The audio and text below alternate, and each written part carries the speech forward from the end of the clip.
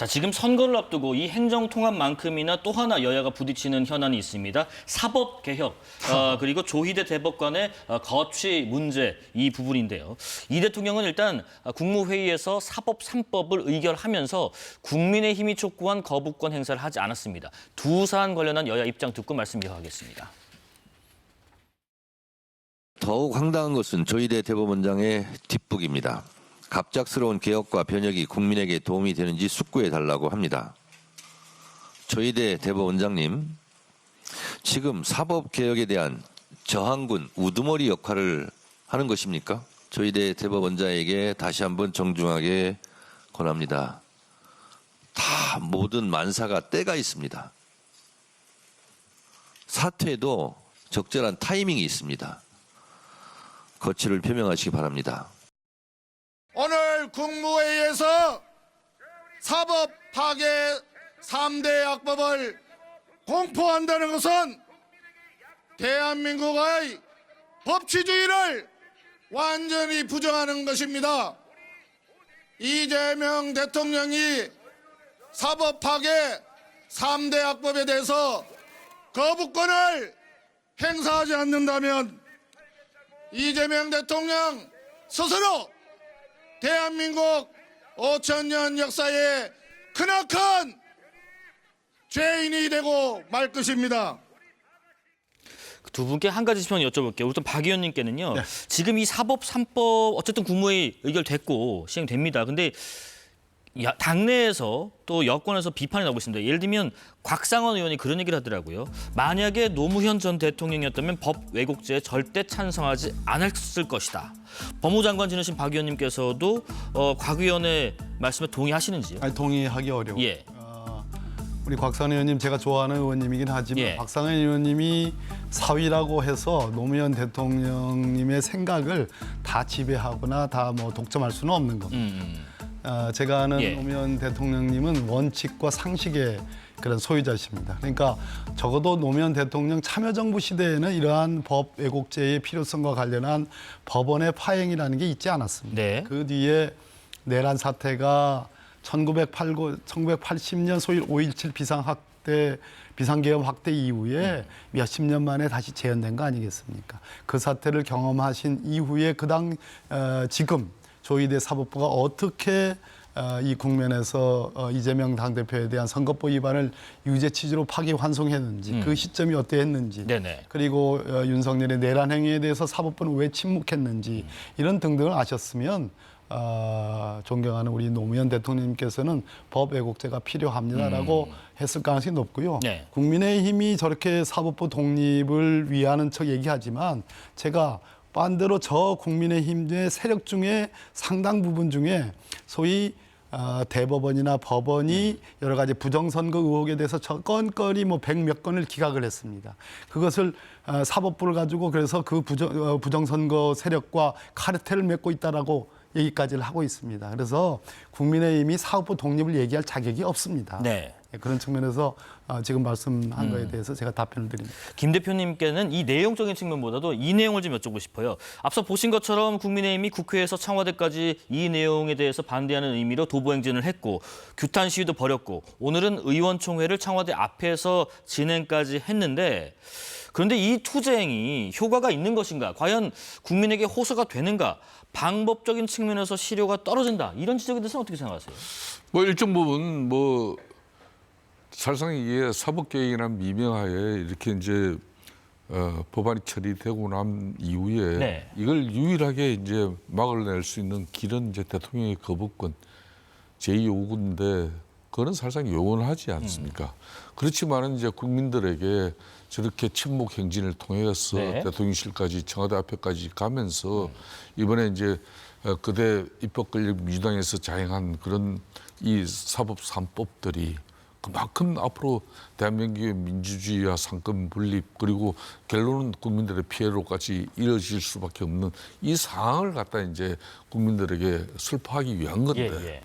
그 과정 속에서 이제 뭐 흔히 말하는 윤어게인 세력이라든지 뭐 이런 사람들이 본질을 갖다가 국민들에게 제대로 전달될 수 있는 그 통로를 막아버리는 그런 솔직히 그 문제가 생긴 거는 틀림없어요. 예. 그렇기 때문에 되려 이 본질적인 내용보다 이 지금 야당 입장에서는 정말 이런 법안이 민주당 주도로 일방적으로 처리됐기 때문에 국민들이 이 실상을 제대로 알아야 되는데 그런 것 때문에 이제 처절함을 보여준 건데 되려 이제 그 뭐 윤호개인 뭐 그런 지지 세력들이 와서 그냥 윤석열을 그냥 호명하면서 그냥 외쳐대면서 그냥 저 본질이 덮여버렸잖아요. 아, 그래요. 저는 그런 부분은 전략적으로 좀 대단히 아쉬운 부분이고. 어쩌면 뭐 박 의원님처럼 삭발하는 정도의 결기를 보여줬어야 그러니까 된다. 이게 야당은 정치를 실종시키면 안 돼요. 이게 단식, 삭발, 뭐 집회, 가도 행진 이런 것들이 하나의 수단이거든. 예. 그 수단의 최종적인 목적은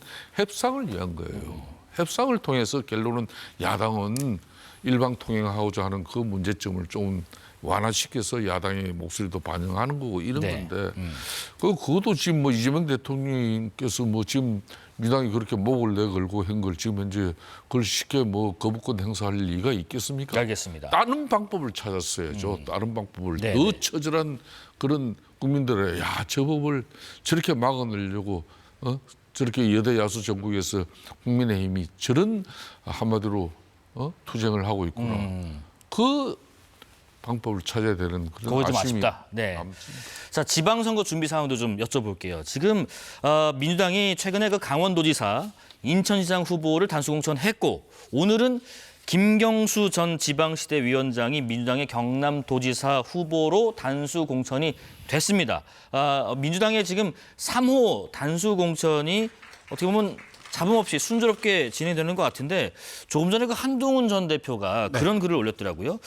김경수, 내가 민주주의 선거 파괴자라고 비판하면서 복권을 당시에 반대했었는데 그걸 가지고 당청 갈등 프레임 때문에 복권되지 못하게 한 부분이 상당히 안타깝다.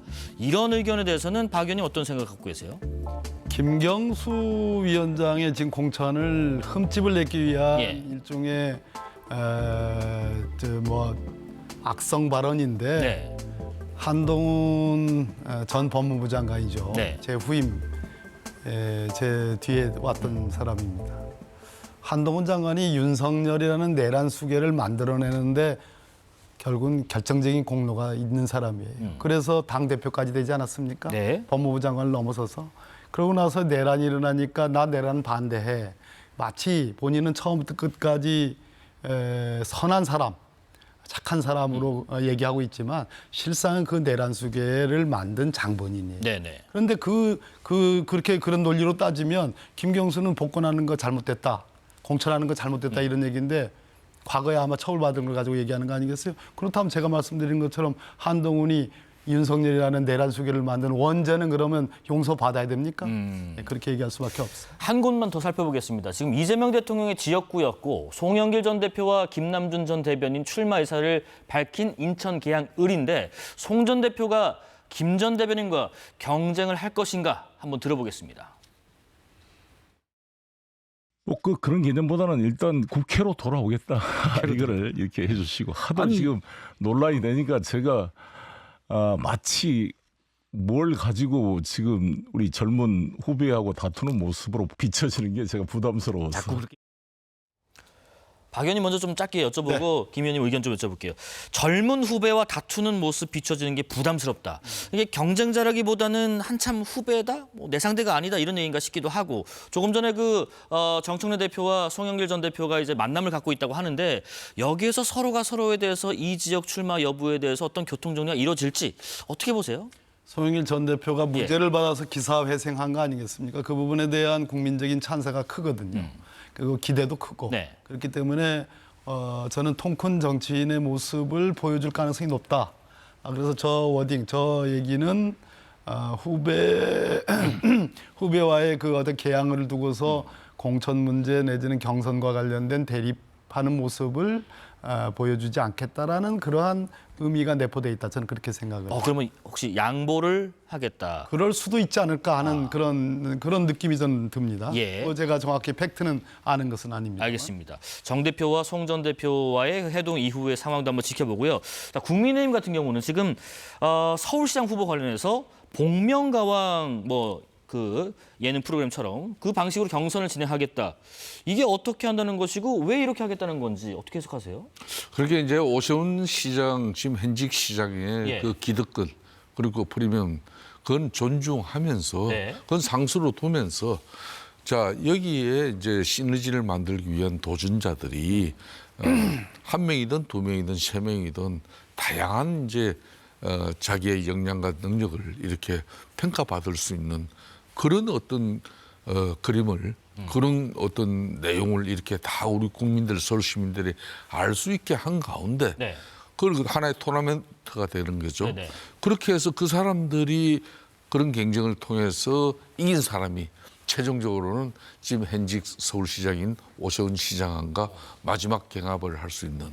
그냥 다 같이 처음부터 경선하면 안 되는 거예요? 그러면 이 지금 현재 오 시장을 이길 사람이 없는 거죠. 네. 그런 측면에서는 아마 오 시장이 이런 당의 지금 현재 경선 방식에 대해서는 상당한 불만을 가질 수도 있는 그런 요인이 되죠. 저거는 그렇지만 이제 당은 이제 경쟁력을 강화하기 위한 수단이 결론은 최종적으로는 오세훈 현 시장에게도 도움이 될 거라 그러는데 막상 지금까지 이런 룰을 갖다가 뭐 이렇게 이제 진행시킨 적이 없기 때문에 네. 오 시장 지금 주변 사람들은 상당히 좀 불편해하는 기색이 있죠. 네, 박 의원님 짧은 코멘트 듣고 마무리할게요. 오세훈 시장이 중앙선거관리위원회 선거법 위반으로 고발한 사안인 것 같은데 불공정 방식에 아주 극치지 않습니다. 아, 오히려 고발해야 될 사안이다. 공명강해가지고 확 띄운다는 거 아니겠어요? 네. 확 띄워가지고 오세훈 시장하고 붙여놓는다는 건 저렇게 되면 오세훈 시장이 이기면야 모르겠지만 잘못하면 질 가능성이 없죠. 더군다나 지금 재판을 받고 있잖아요. 오 시장이 절대로 불리한 싸움이다. 당연히 절대로 불리한 싸움이죠. 알겠습니다. 우리 오 시장 아니요. 참 저는 오세훈 시장, 제가 법조인이라서. 명태균을 4번을 지금 창원교도소에 접견하면서 네네. 명태균 씨 입을 열게 한 사람 중에 한 사람입니다만 아무튼 저는 객관적으로 선거와 관련된 룰은 그렇다 이런 얘기입니다. 알겠습니다. 어느 정치권 쪽 편은 소식 됩니까? 네 말씀 나눠봤습니다. 더불어민주당 박범계 의원, 국민의힘 김성태 전 원내대표와 함께했습니다. 고맙습니다. 감사합니다.